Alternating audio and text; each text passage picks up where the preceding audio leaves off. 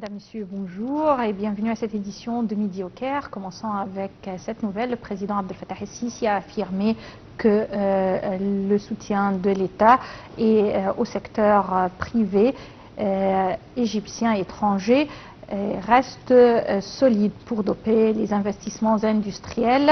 Le chef de l'État s'exprimait au cours de sa réunion avec le Premier ministre Dr Mostafa Madbouli pour le suivi de l'évaluation de certains dossiers cruciaux étroitement liés à la relance de l'industrie locale. Plus de détails dans ce compte rendu. Sisi a souligné l'orientation de l'État à soutenir et à encourager le secteur privé, tant égyptien qu'étranger, à augmenter les investissements industriels et à réaliser une avancée dans le volume et la qualité de la production industrielle égyptienne. Ceci est intervenu hier, lors de la réunion du président de la République avec le Premier ministre Dr Mostafa Madbouli. Au cours de la réunion, le chef de l'État a fait le suivi d'un certain nombre de dossiers économiques et de services prioritaires, notamment les efforts intensifs pour donner une grande impulsion à l'industrie nationale et augmenter la valeur ajoutée des industries égyptiennes.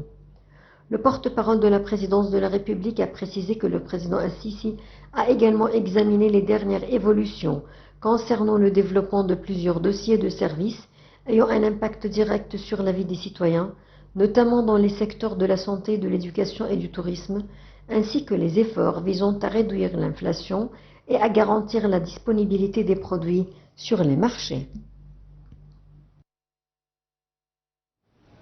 Le ministre des Affaires étrangères Badr Abdelghati tiendra aujourd'hui une rencontre avec son homologue turc Hakan Fidan, qui a entamé hier une visite de 2 jours en Égypte. Au cours de leur entretien, les deux ministres discuteront des préparatifs de la première réunion du Conseil de coopération stratégique de haut niveau qui aura lieu lors de la prochaine visite du président Abdel Fattah el-Sisi en Turquie.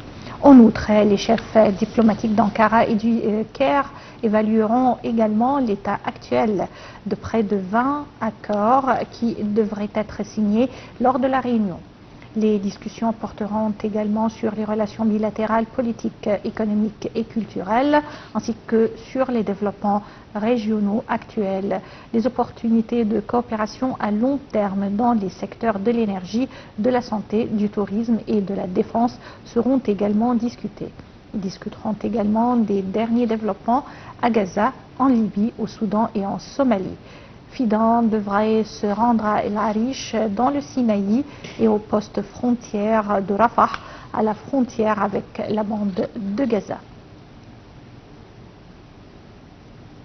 Le ministre des Affaires étrangères, de l'immigration et des Affaires des Égyptiens à l'étranger, Badr Abdelghati, a effectué un appel téléphonique avec son homologue russe, Sergei Lavrov.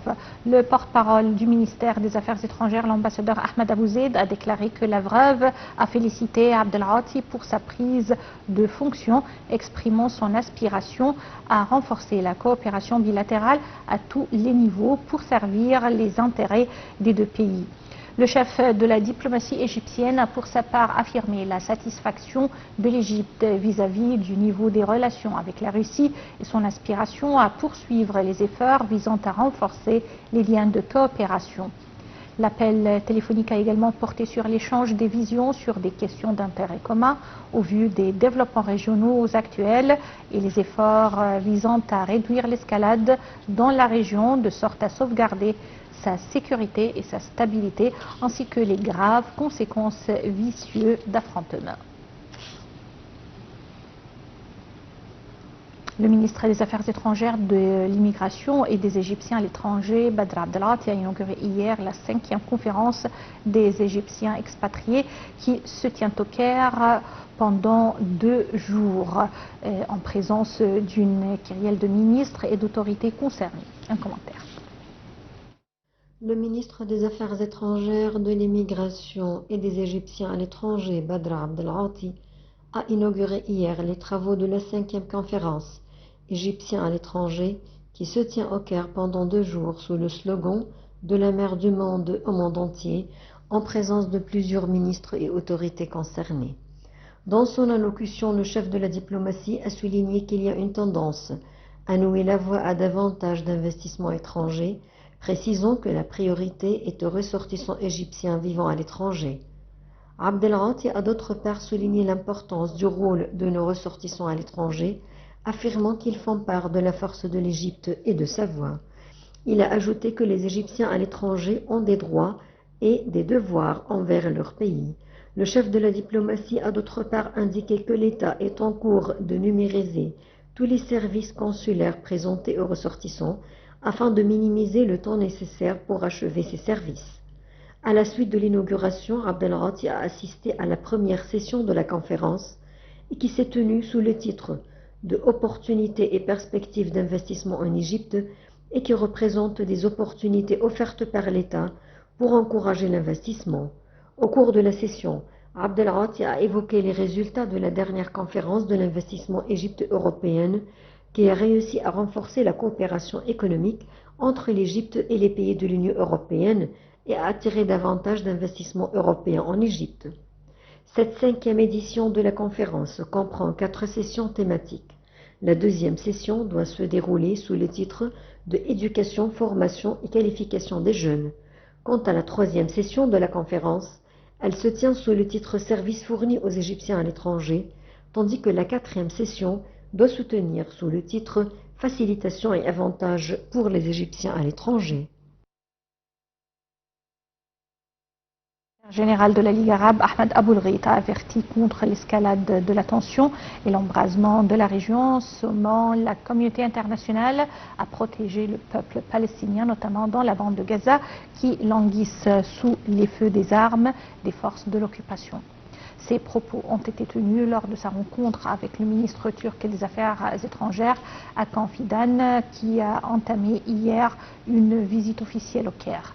Le responsable ou les responsables se sont penchés sur la situation régionale sur fond de l'escalade israélienne qui risquerait d'embraser la région. Ils sont convenus de renforcer les relations entre la Ligue arabe et la Turquie dans des différents domaines, notamment politiques et économiques. Le ministre des Waqf, Oussam Al-Azhari, a déclaré hier que la 9e conférence internationale des ministres des Waqf et des affaires islamiques vise à mobiliser les efforts pour faire face à toutes les formes de violence, de terrorisme, d'extrémisme et de fanatisme. L'événement qui s'est déroulé les 3 et 4 du mois courant à la Mecque sous les auspices du roi saoudien Salman bin Abdelaziz avait regroupé un nombre de mouftis, d'oulémas et de chefs de conseils et d'associations islamiques de plus de 60 pays. Dans son allocution prononcée lors de la séance d'ouverture de la conférence, Dr El-Azhari s'est félicité du choix pertinent du thème principal qui est la promotion des principes et l'ancrage des valeurs de modération. La conférence se déroule en 10 séances de travail conçues pour permettre des discussions approfondies et des solutions concrètes à un large éventail de questions, entre autres le rôle du discours religieux renouvelé dans la promotion de la modération. Le ministre de l'Aviation civile, Sameh El-Hifni, a assuré que l'État adoptait des stratégies visant à augmenter l'efficacité des aéroports et sa capacité d'accueil. Et c'est en exécutant un nombre de projets de développement de l'infrastructure et en renforçant la participation du secteur privé. Le ministre s'exprimait lors d'une rencontre avec des rédacteurs d'affaires aéronautiques et en présence de nombre de responsables. Sameh El-Hifni a réitéré que les informations selon lesquelles les aéroports égyptiens ont été vendus pour des parties étrangères ou des parties étrangères sont fausses, ajoutant que ces aéroports appartenaient seulement à l'État. Le ministre des Ressources hydrauliques et de l'Irrigation, Hani Soueilem, a déclaré que le ministère joue un rôle vital dans la mise en œuvre de l'initiative présidentielle Vie décente qui a été lancée en janvier 2019. Ceci a eu lieu quand le ministre de l'Irrigation a reçu un rapport sur l'état des projets d'eau en cours de mise en œuvre dans le cadre de l'initiative présidentielle Vie décente. Le ministre a souligné que les projets liés aux ressources hydrauliques sont d'une grande importance pour parvenir au développement durable, étant donné que l'eau est un élément principal dans tous les projets de développement.